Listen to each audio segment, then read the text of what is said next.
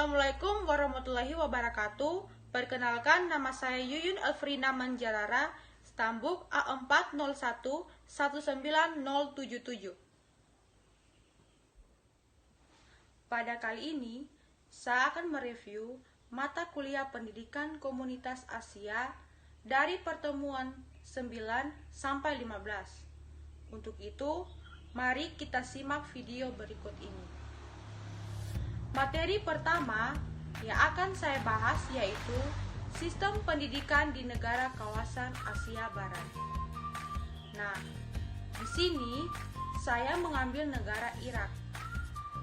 Sistem pendidikan di Irak tersusun dalam 3 tingkat, yaitu 6 tahun tingkat sekolah dasar serta 5 tahun sekolah menengah yang terbagi atas 2 bagian, yakni 3 tahun pertama untuk sekolah menengah dan 2 tahun berikutnya untuk sekolah menengah lanjutan.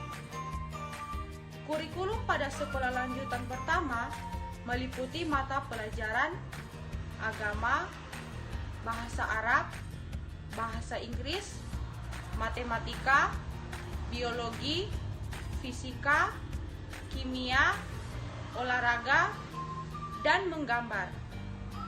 Pada sekolah lanjutan tingkat kedua terdapat kursus khusus untuk siswa perempuan tentang pengasuhan anak. Materi kedua yang akan saya bahas yaitu sistem pendidikan di negara kawasan Asia Selatan. Nah, di sini saya mengambil negara India. Sistem pendidikan di India telah menetapkan kebijakan sistem pendidikan 10-2-3 untuk usia sekolah.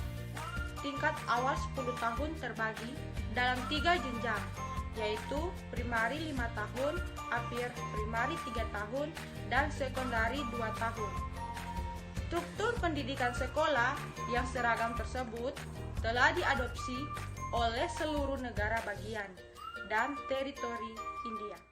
Materi yang ketiga yaitu sistem pendidikan di negara kawasan Asia Tengah. Nah, di sini saya mengambil negara Uzbekistan. Di Uzbekistan, pendidikan menengah dibagi menjadi 2 tahap. Tahap pertama mencakup 9 tahun sekolah wajib dengan program yang sama di seluruh Uzbekistan. Tahap kedua meliputi pendidikan dan pelatihan kejuruan setelah 9 tahun. Ini mencakup pendidikan menengah umum dan pendidikan menengah khusus. Materi yang keempat yaitu sistem pendidikan di negara kawasan Asia Tenggara. Di sini saya mengambil negara Indonesia. Sistem pendidikan nasional harus dapat memberikan pendidikan bagi setiap warga negara Republik Indonesia, agar masing-masing memperoleh sekurang-kurangnya pengetahuan dan kemampuan dasar, yang meliputi kemampuan membaca, menulis, dan berhitung, serta menggunakan bahasa Indonesia. Pendidikan persekolahan dapat dijelaskan sebagai berikut. A. Pendidikan dasar adalah pendidikan umum yang lamanya 9 tahun. Diselenggarakan selama 6 tahun di sekolah dasar dan 3 tahun di sekolah lanjutan tingkat pertama. B. Pendidikan menengah adalah pendidikan yang diselenggarakan bagi lulusan pendidikan dasar. C. Pendidikan tinggi merupakan kelanjutan pendidikan menengah di jalur pendidikan sekolah yang terdiri atas pendidikan akademik dan pendidikan profesional. Materi yang kelima yaitu sistem pendidikan di negara kawasan Asia Timur. Di sini saya mengambil negara Korea Selatan. Sistem pendidikan di Korea Selatan adalah 6 tahun di SD, 3 tahun SMP, 3 tahun SMU, dan 4 tahun universitas. secara umum terdiri dari 6334. Untuk jenjang SD dan SMP, semua biaya sekolah ditanggung oleh pemerintah selama 9 tahun. Sistem pendidikan dari prasekolah sampai perguruan tinggi terbagi dalam 2 semester per tahunnya. Saat anak ingin menempuh pendidikan prasekolah, para pengajar di sekolah itu akan memberi konsultasi langsung. Setelah itu, baru siswa diterima sekolah. Materi yang keenam yaitu pendidikan sebagai jalan menuju kemajuan Asia, dalam kurung negara-negara di kawasan Asia yang maju karena pendidikan. Di sini ada 7 negara dengan sistem pendidikan terbaik di dunia. Yang pertama, Korea Selatan. Korea Selatan menerapkan standar tinggi untuk sistem pendidikan. Hal itu terbukti dari rata-rata jam belajar siswa di Korea Selatan. Jenjang SD sampai SMP, kegiatan belajar mengajar dimulai dari pukul 7.30 sampai 16.30. Untuk siswa SMA harus belajar dari jam 8.00 sampai jam 10 malam. 2. Jepang. Jepang merupakan salah satu negara di dunia yang memiliki kemampuan tinggi di bidang riset dan teknologi. Maka tak heran jika sistem pendidikan di negara Sakura ini terbilang sangat hebat. Yang ketiga, Singapura. Singapura termasuk satu dari sekian banyak negara dengan sistem pendidikan terbaik di dunia.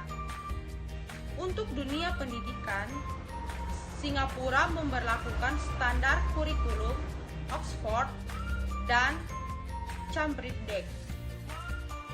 4. Hong Kong. Sistem pendidikan di Hong Kong mengadopsi model pendidikan di Inggris.